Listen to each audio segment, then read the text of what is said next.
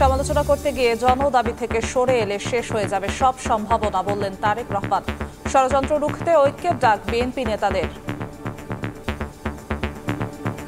আওয়ামী দোসররা আজকে অবস্থান নিয়েছে সচিবালয়, থানা পরিষদ, ইউনিয়ন পরিষদ, সমস্ত জায়গায় তারা অবস্থান নিয়েছে। সমালোচনা করতে গিয়ে এমন পরিস্থিতিতে যাতে আমরা এসে না দাঁড়াই যেখানে আমরা জনগণের এই ইস্যুগুলোকে, দেশের এই ইস্যুগুলোকে আমরা অ্যাড্রেস করতে ভুলে যাব। এটি যদি হয় তাহলে এই দেশের সম্ভাবনা সব শেষ হয়ে যাবে, নষ্ট হয়ে যেতে পারে।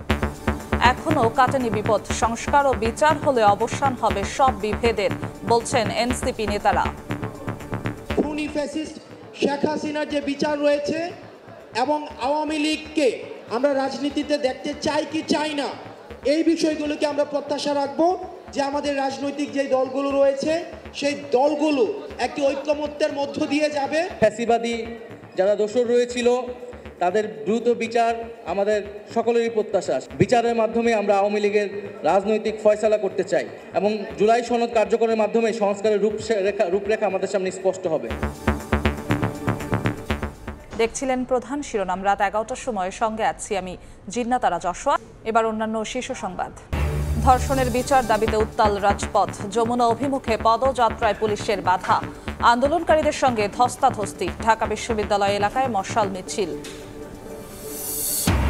শেখ হাসিনা পরিবারের 7টি প্লট, ফ্ল্যাট ও 124টি অ্যাকাউন্ট জব্দ করল দুদক। সম্পত্তি দেখাশোনার জন্য প্রশাসক নিয়োগের অনুমতি আদালতের। পাচার হওয়া কয়েকশো কোটি ডলার চলতি বছরই ফেরত আনার আশা অর্থ উপদেষ্টার। 1 মাসে দৃশ্যমান হবে অগ্রগতি। বিদেশে শিক্ষার আড়ালে টাকা পাচার নিয়েও তদন্ত।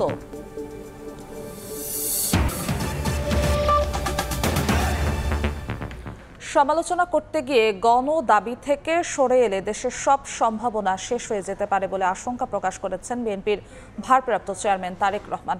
সন্ধ্যায় রাজধানীতে এক অনুষ্ঠানে ভার্চুয়ালি যুক্ত হয়ে কথা বলেন তারেক রহমান। সংস্কার মানে শুধু সংবিধান কিংবা নির্বাচনী ব্যবস্থা নয়, বরং মানুষের নানা সমস্যা সমাধানে রাজনৈতিক দলগুলোর প্রস্তাবনা থাকা উচিত বলে জানান বিএনপির ভারপ্রাপ্ত চেয়ারম্যান। আলাদা আয়োজনে নেতারা বলেন, আওয়ামী লীগের দোসররা এখনও দেশকে অস্থিতিশীল করার চক্রান্ত করছে। দেশে চলমান পরিস্থিতি নিয়ে নানা মহলে সমালোচনার মধ্যেই বিএনপি নেতারা বলছেন, সংকট সমাধানে ঐক্যবদ্ধ থাকার বিকল্প নেই। মঙ্গলবার ন্যাশনালিস্ট ডেমোক্রেটিক মুভমেন্ট এনডিএম আয়োজিত ইফতার মাহফিলে লন্ডন থেকে ভার্চুয়ালি অংশ নেন বিএনপির ভারপ্রাপ্ত চেয়ারম্যান তারেক রহমান। তিনি বলেন, সমালোচনা করতে গিয়ে গণদাবি থেকে সরে এলে দেশের সব সম্ভাবনা শেষ হয়ে যেতে পারে। জনগণের প্রয়োজনীয় বিষয় নিয়ে রাজনৈতিক বিতর্ক আয়োজনেরও পরামর্শ তার। বাস্তবধর্মী সমালোচনা অবশ্যই করব একজন আরেকজনের, কিন্তু সমালোচনা করতে গিয়ে এমন পরিস্থিতিতে যাতে আমরা এসে না দাঁড়াই যেখানে আমরা জনগণের এই ইস্যুগুলোকে, দেশের এই ইস্যুগুলোকে আমরা অ্যাড্রেস করতে ভুলে যাব। আমাদের কাছে অন্য কিছু মুখ্য হয়ে যাবে, এগুলো গৌণ হয়ে যাবে। এটি যদি হয় তাহলে এই দেশের সম্ভাবনা সব শেষ হয়ে যাবে, নষ্ট হয়ে যেতে পারে। এবং অবশ্যই এটি আমাদের এই ঘরে উপস্থিত কারোরই সেটি চাওয়া নয়। এদিন বনানীতে সাংবাদিকদের সম্মানে আমরা বিএনপি পরিবার আয়োজিত ইফতার মাহফিলে যোগ দেন বিএনপির স্থায়ী কমিটির সদস্য মির্জা আব্বাস সহ দলের শীর্ষ কয়েকজন নেতা। বলেন, স্বৈরাচার পালিয়ে গেলেও দোসররা বিভিন্ন জায়গায় বসে ষড়যন্ত্র করছে। আওয়ামী দোসররা আজকে অবস্থান নিয়েছে সচিবালয়, থানা পরিষদ, ইউনিয়ন পরিষদ, সমস্ত জায়গায় তারা অবস্থান নিয়েছে। সুতরাং আপনাদের উচিত হবে ওই সমস্ত খোঁজখবর সংগ্রহ করে দেশে এবং জাতিকে বাঁচানোর জন্য। আলাদা অনুষ্ঠানে অংশ নিয়ে বিএনপির আরেক স্থায়ী কমিটির সদস্য নজরুল ইসলাম খান বলেন, নিজেদের মধ্যে ঐক্যের ফাটল ধরলে সুযোগ তৈরি হবে পতিত স্বৈরাচারের। যে ঐক্যটা পরিপূর্ণতা লাভ করলো 2024 সালের জুলাই আগস্ট মাসে, এই ঐক্যটাকে টিকিয়ে রাখতে হবে। এই ঐক্যকে কোনোভাবে যদি বিঘ্নিত করা হয় তাহলে সেই সুযোগ নেবে পতিত স্বৈরাচার, পতিত ফ্যাসিবাদ। একই দিন রাজধানীতে ভাসানী স্মৃতি সংসদ আয়োজিত এক অনুষ্ঠানে যোগ দিয়ে বিএনপির ভাইস চেয়ারম্যান বরকতুল্লাহ বুলু বলেন, নির্বাচনে বিলম্বের কারণে অনাকাঙ্ক্ষিত কোনো ঘটনা ঘটলে অন্তর্বর্তী সরকার দায়ী থাকবে। আপনার বাংলাদেশে শফিকুজ্জামান রুবেল, সময় সংবাদ, ঢাকা। এখনো বিপদ কাটেনি বলে সতর্ক করে জাতীয় নাগরিক পার্টির আহ্বায়ক নাহিদ ইসলাম বলেছেন, দেশের বিরুদ্ধে ষড়যন্ত্র চলছে। সব দলের মধ্যে নীতিগত দ্বিমত থাকলেও রাজনৈতিক ঐক্যের ভিত্তিতে সফলভাবে সংস্কার ও গণহত্যার বিচার সম্পন্ন করে সব বিভেদের অবসান হবে বলে আশাবাদী দলের মুখ্য সংগঠক হাসনাত আব্দুল্লাহ। নতুন পুরনোদের মিশেলে এক আনন্দ ঘন পরিবেশ। ইফতার মাহফিলের আয়োজন পরিণত হলো রাজনীতিবিদদের মিলন মেলায়। জুলাই চেতনায় নতুন দল গঠনের পর মঙ্গলবার হোটেল ইন্টারকন্টিনেন্টালে জাতীয় নাগরিক পার্টির ইফতারে আমন্ত্রিত অতিথি হয়ে আসেন বিএনপি জামায়াত সহ বিভিন্ন রাজনৈতিক দল ও অঙ্গ সংগঠনের নেতারা। অংশ নেন সিনিয়র সাংবাদিকরাও। অনুষ্ঠানে জাতীয় নাগরিক পার্টির আহ্বায়ক নাহিদ ইসলাম বলেন, জাতীয় ঐক্য ছাড়া ফ্যাসিবাদ বিলুপ্ত সম্ভব নয়। জুলাই চার্টারের মধ্য দিয়ে সংস্কার ও নতুন রাজনৈতিক বন্দোবস্ত করতে হবে। ফ্যাসিবাদী যারা দোষর রয়েছিল তাদের দ্রুত বিচার আমাদের সকলেরই প্রত্যাশা। সেই দৃশ্যমান বিচার কার্যক্রম আমরা দেখতে চাই। জুলাই সনদ আমরা দ্রুত কার্যকর দেখতে চাই এবং সেই বিষয়ে আমরা সকলেই সবার জায়গা থেকে সহযোগিতা করব এবং জুলাই সনদ কার্যকরের মাধ্যমে সংস্কারের রূপরেখা আমাদের সামনে স্পষ্ট হবে। যে সামনে নির্বাচনটা একই সাথে আইনসভা এবং একই সাথে গণপরিষদ নির্বাচন করা সম্ভব এবং এর মাধ্যমে একটি নতুন সংবিধান এবং নতুন করে আমরা গণতন্ত্রের পথে উত্তরণ করতে পারব।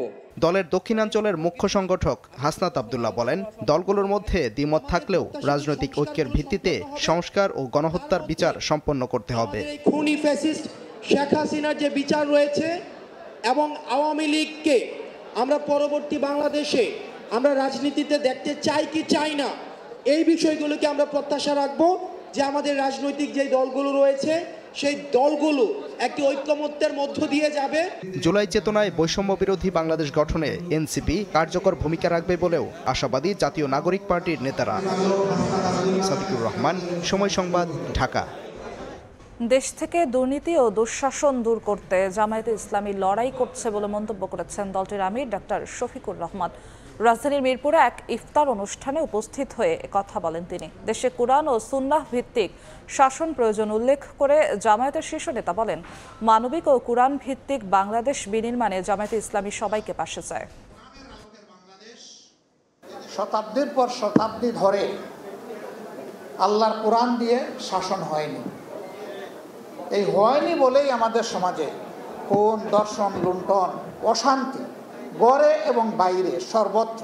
এখন একবার বাংলাদেশে খুবই প্রয়োজন আল্লাহর বিধানের শাসন কায়েম হওয়া। একটি হচ্ছে দুর্নীতি, আরেকটি হচ্ছে দুঃশাসন। এই দুইটা যদি আমরা বিদায় করতে পারি তাহলে আলহামদুলিল্লাহ কোরআনের আলোকের বাংলাদেশ এদেশের 18 কোটি মানুষের জন্য আল্লাহর নিয়ামত হিসাবে তাদের হাতে ধরা দেবে ইনশাআল্লাহ। ধর্ষকদের বিচার ও নারীর প্রতি সহিংসতার প্রতিবাদে উত্তাল রাজধানীর শিক্ষাঙ্গন সহ রাজপথ।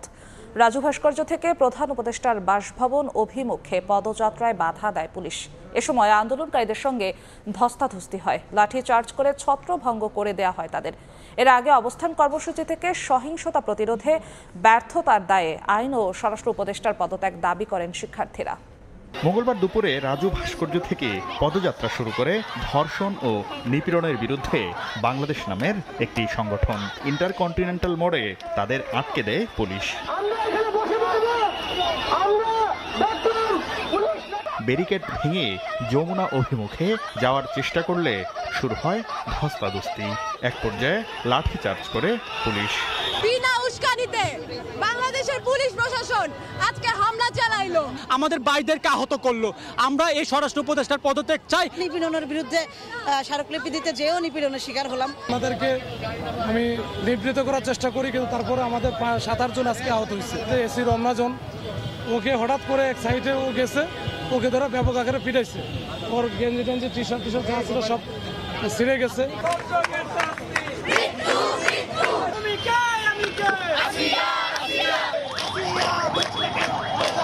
দুপুর থেকে শাহবাগে অবস্থান কর্মসূচি পালন করেন বিভিন্ন স্কুল কলেজের শিক্ষার্থীরা। কিছুক্ষণের জন্য মোড় অবরোধ করে ধর্ষণে দায়ীদের দ্রুত বিচারের আলটিমেটাম সহ বিভিন্ন দাবি জানান তারা। বিচারহীনতার সংস্কৃতির কারণে এসব ঘটনার পুনরাবৃত্তি ঘটছে বলেও অভিযোগ করেন তারা। দর্শকের বিচারের নামে প্রশাসন চলে, নাটক চলে। সর্বোচ্চ শাস্তি মৃত্যুদণ্ড এবং এমন মৃত্যুদণ্ড যেটা জাতি মনে রাখবে। সারা দেশে নারীর প্রতি সহিংসতার প্রতিবাদ ও বিচারের দাবিতে রাজু ভাস্কর্যে প্রতিবাদ সমাবেশ করেন ঢাকা বিশ্ববিদ্যালয়ের শিক্ষক শিক্ষার্থীরা। আইন শৃঙ্খলা পরিস্থিতির অবনতি হওয়ায় স্বরাষ্ট্র ও আইন উপদেষ্টার পদত্যাগ দাবি করেন তারা। স্বরাষ্ট্র মন্ত্রণালয়ে আমরা শক্তিশালী এবং একজন যোগ্য লোককে দেখতে চাই। লিঙ্গভিত্তিক সহিংসতার মামলায় যথাযথ বিচার নিশ্চিত করতে ব্যর্থতার দায় স্বীকার করে আইন উপদেষ্টাকে পদত্যাগ করতে হবে। ঢাকা বিশ্ববিদ্যালয়ের অপরাজেয় বাংলার পাদদেশে মানববন্ধন ও প্রতিবাদ কর্মসূচি পালন করেন সাদা দলের শিক্ষকরা। এই সমস্ত ঘটনার বিরুদ্ধে তীব্র সামাজিক প্রতিরোধ আন্দোলন গড়ে তোলার জন্য সকল বিবেকবান মানুষের প্রতি আহ্বান জানাচ্ছি। মাননীয় আইজিপি, আপনাকে আমরা সময় দিচ্ছি, 7 দিনের মধ্যে সত্যভাবে অবস্থান নেন, অথবা আমরা আমাদের এই আন্দোলন আমরা রাজপথে নিয়ে যাব। দ্রুত বিচার না হলে আবারও কঠোর কর্মসূচি দেওয়ার হুঁশিয়ারি দেন প্রতিবাদকারীরা। শাকির আহমেদ, সময় সংবাদ, ঢাকা। শেখ হাসিনা পরিবারের সদস্যদের নামে থাকা 7টি প্লট ফ্ল্যাট জব্দ করেছে দুদক। একই সঙ্গে 124টি অ্যাকাউন্টে থাকা 635 কোটি টাকা ফ্রিজ করেছে সংস্থাটি। এদিকে জব্দ করা সম্পত্তি দেখাশোনার জন্য প্রশাসক নিয়োগের অনুমতি দিয়েছেন আদালত। রাজধানীর গুলশান 2-এর 71 নম্বর রোডের এই বাসার একটি ফ্ল্যাটের মালিকানা ব্রিটিশ এমপি টিউলিপ সিদ্দিকের। দুদক বলছে 2015 সাল পর্যন্ত আয়কর নথিতে উল্লেখ করলেও পরবর্তীতে ছলচাতুরির মাধ্যমে ভুয়া নোটারি রেজিস্ট্রেশন মূলে ছোট বোন আজমিনা সিদ্দিককে ফ্ল্যাটটি হস্তান্তর করেন। নাম থাকতে পারে, আমি তো সবার নামও জানি না, কারণ এই বিল্ডিং 96 সালে হয়েছে আর কি, হ্যান্ডওভার হয়েছে। একইভাবে সেগুনবাগিচায় এই বাসায় টিউলিপের মা শেখ রেহেনার ফ্ল্যাটের সন্ধান পেয়েছে দুদক। তারা বলছে মালিকানা শেখ রেহেনার থাকলেও পরবর্তীতে ব্যারিস্টার মঈন গনিকে পাওয়ার অফ অ্যাটর্নি দিয়ে দেয়। 206 নম্বর ফ্ল্যাট নম্বর শেখ রেহেনা ম্যাডামের ছিল, পরে উনি ব্যারিস্টার মহিউদ্দিন স্যারকে পাওয়ার অ্যাটর্নি দিয়েছে। দুদকের অনুসন্ধানে এই 2 ফ্ল্যাট সহ ধানমন্ডিতে জয়পুতুলের নামে থাকা সুধা সদন, রাদওয়ান মুজিব সিদ্দিকের নিকটনে 2টি প্লট এবং গাজীপুরের শেখ রেহেনার 2 দাগে 10% জমি জব্দ করতে যাচ্ছে দুদক। সংস্থাটির আবেদনের প্রেক্ষিতে আদালত জব্দের নির্দেশনা জারি করে। অর্জিত স্থাবর সম্পদ যাতে অন্যত্র স্থানান্তর, হস্তান্তর বা রূপা বেহাত না হতে পারে, সেই জন্য বিজ্ঞ আদালতে আবেদন করা হয়েছিল। সেই আবেদন বিজ্ঞ আদালত কর্তৃক গৃহীত হয়েছে। এদিন শেখ হাসিনা সহ পরিবারের সদস্যদের নামে 124টি ব্যাংক অ্যাকাউন্টে 635 কোটি টাকা জব্দের আদেশ আদালত থেকে পেয়েছে দুদক। 124টি অ্যাকাউন্টে যে অর্থে রয়েছে সেটা বিজ্ঞ আদালত থেকে সে বিষয়ে অবরুদ্ধকরণের আদেশ প্রদান করা হয়েছে। পূর্বাঞ্চলে অবৈধভাবে প্লট গ্রহণের ঘটনায় তদন্তে নেমে শেখ পরিবারের এসব স্থাবর অস্থাবর সম্পদের সন্ধান পেয়েছে দুদক। তাসলিম তৌহিদ, সময় সংবাদ, ঢাকা। এবছরের মধ্যেই পাচার হওয়া কয়েকশো কোটি ডলার ফেরত আনা সম্ভব বলে জানিয়েছেন অর্থ উপদেষ্টা ডক্টর সালেউদ্দিন আহমেদ। মঙ্গলবার ক্রয় সংক্রান্ত কমিটির বৈঠক শেষে তিনি বলেন, 1 মাসের মধ্যে অগ্রগতি দৃশ্যমান হবে। বিদেশে শিক্ষার আড়ালে পাচার হওয়া টাকার বিষয়টিও তদন্ত করা হচ্ছে। চেষ্টা করছি ইমিডিয়েটলি যেটি পারি, কতগুলো সেন্সিটিভ কেস করা হয়েছে, অন্যগুলোরও আমরা চেষ্টা করছি যে যত তাড়াতাড়ি অ্যাটলিস্ট প্রসেসটা শুরু করি, কিছুটা ইন্ডিকেশন কিছুটা আসুক। এই জন্য আইনের কিছুটা সংগ্রহ, আইন মানে কি কিছু যে এগ্রিমেন্ট করা বিদেশের সাথে এগুলো করবো, এবং এটা আপনারা নেক্সট মান্থে আরেকটু বেটার জানতে পারবেন, কারণ এই প্রোগ্রেসগুলো আমরা কিছুর মধ্যে করি। হয়তো বড়দের 12 জন 11 জন দিয়েছি, তাদেরকে যদি না নিই আরও 200 কোটি টাকার বেশি অনেকদের আইডেন্টিফাই করা হয়েছে, সব মিলে হয়তো আমরা আনতে পারবো। রাষ্ট্রপতি জিয়াউর রহমানকে 2003 সালে দেয়া স্বাধীনতা পুরস্কার বহালি থাকছে। অন্যদিকে এবছর 7 বিশিষ্টজনকে স্বাধীনতা পুরস্কারের জন্য মনোনীত করেছে সরকার। মঙ্গলবার মন্ত্রী পরিষদ বিভাগের সংবাদ বিজ্ঞপ্তিতে বলা হয়, জিয়াউর রহমানকে 2003 সালে মরণোত্তর স্বাধীনতা পুরস্কার দেওয়া হয়েছিল। তবে সুপ্রিম কোর্টের যে রায়ের পটভূমিতে 2016 সালে সরকার পুরস্কার বাতিল করে, সেই রায়ে তাকে দেয়া স্বাধীনতা পুরস্কার বাতিলের কোনো নির্দেশনা নেই। এজন্য মহান মুক্তিযুদ্ধে তার অসাধারণ অবদান বিবেচনায় তার স্বাধীনতা পুরস্কার বাতিলের সিদ্ধান্ত রহিত করা হয়েছে। গেল 1 মাস ধরে রাজধানীর বাজারে একই দামে বিক্রি হচ্ছে মোটা চাল, ডাল ও আটা। তবে সংকটে পড়ে মাঝখানে বোতলজাত সয়াবিন তেলের দাম বৃদ্ধির পর আবার তা কমার খবর দিয়েছে টিসিবি। রাজধানীর বাজারে 1 মাস ধরে 1 কেজি মোটা চাল গড়ে বিক্রি হচ্ছে 50 থেকে 55 টাকায়। এমন তথ্যই দিয়েছে সরকারি বিপণন সংস্থা টিসিবি। তবে 10 ফেব্রুয়ারি 70 থেকে 85 টাকায় প্রতি কেজি সরু চাল বিক্রি হলেও মার্চের 10 তারিখে বেচাকেনা হয়েছে 72 থেকে 85 টাকায়।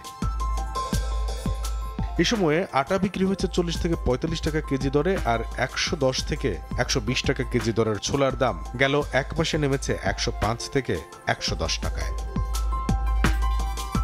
ফেব্রুয়ারির 10 তারিখে 180 থেকে 185 টাকায় বিক্রি হওয়া প্রতি লিটার বোতলজাত সয়াবিন তেলের দাম সরকার নির্ধারিত খুচরা মূল্যকে বৃদ্ধাঙ্গুলি দেখিয়ে 17 ফেব্রুয়ারি উঠে যায় 185 থেকে 190 টাকায়।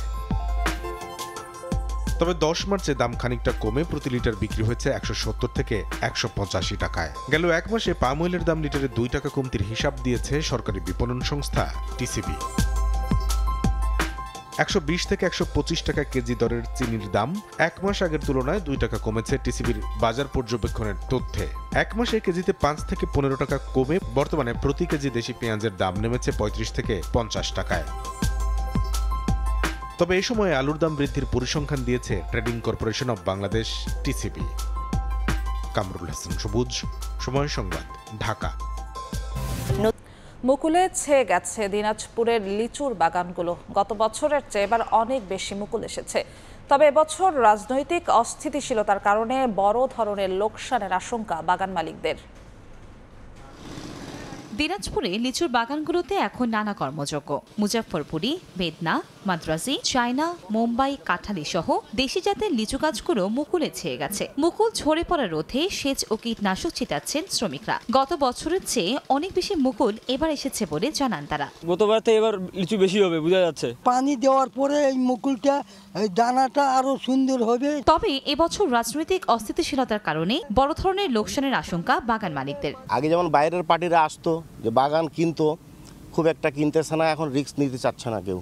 কারণ রাজনৈতিক পরিস্থিতি কোন দিকে যায়, গাড়ি ঘোড়া বা ভাঙচুর, জ্বালাও পড়াও এগুলো অব্যাহত আছে। লিচু উৎপাদনের সব ধরনের সহায়তার কথা জানায় কৃষি বিভাগ। এবারও আমরা লিচুর বাম্পার ফলন আশা করব ইনশাআল্লাহ। চাষিদের বাগান পরিদর্শন করছে এবং এই সময় যা যা করণীয় সে মোতাবেক চাষিদের পরামর্শ দিচ্ছে। কৃষি বিভাগের তথ্য মতে দিনাজপুরের 13 উপজেলায় 5480 হেক্টর জমিতে লিচু বাগান রয়েছে। সময় সংবাদ, দিনাজপুর। রমজানের সাধারণ মানুষদের স্বস্তি দিতে ন্যায্য মূল্যে পণ্য বিক্রি করছে দেশের বৃহৎ ভোগ্য পণ্য বাজারজাতকারী প্রতিষ্ঠান সিটি গ্রুপ। সয়াবিন তেল, গুঁড়ো দুধ, চাল ও ডাল সহ 19 ধরনের পণ্য বিশেষ মূল্য ছাড়ে বিক্রি করছে প্রতিষ্ঠানটি। রাজধানীর 15টি স্থান থেকে বিশেষ মূল্যে এসব পণ্য কিনে স্বস্তি প্রকাশ করছেন ক্রেতারা। সিটি গ্রুপের বিক্রি কার্যক্রমে 1 লিটার সয়াবিন তেল 172 টাকা ও 500 গ্রাম গুঁড়ো দুধ বিক্রি হচ্ছে 375 টাকায়। মসুর ডাল ও চিনিগুড়া চালে 7 টাকা ও আধা লিটার পানিতে 10 টাকা সহ মোট 19টি পণ্যে ছাড় দেওয়া হচ্ছে। ঈদ শপিংয়ে চোখ ধাঁধানো সব ফার্নিচারের শোরুম সাজিয়েছে নামি দামি ব্র্যান্ডগুলো। বেশি চাহিদা সোফা ও ডাইনিং টেবিলের, আর এই কেনাকাটাকে সহজ করতে অনেক প্রতিষ্ঠানই দিচ্ছে 5 থেকে 10% মূল্য ছাড়।